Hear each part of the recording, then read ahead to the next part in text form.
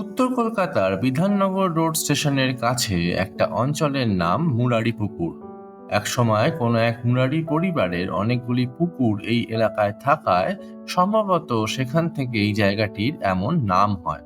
তবে ভারতের স্বাধীনতা সংগ্রামের সময় এই মুরারি পুকুরই হয়ে উঠেছিল বিপ্লবীদের এক গোপন ঘাঁটি।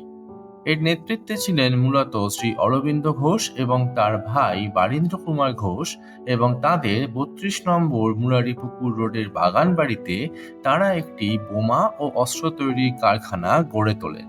১৯০৮ সালে ক্ষুদিরাম বসুর বোমা ছোড়ার ঘটনার তদন্তে এসে ব্রিটিশ পুলিশ এই কারখানার খোঁজ পায়, এবং এখান থেকেই শুরু হয় শ্রী অরবিন্দ ও বারীন ঘোষ সহ প্রায় ১৪ জন বিপ্লবীর বিরুদ্ধে আলিপুর বোমা মামলা।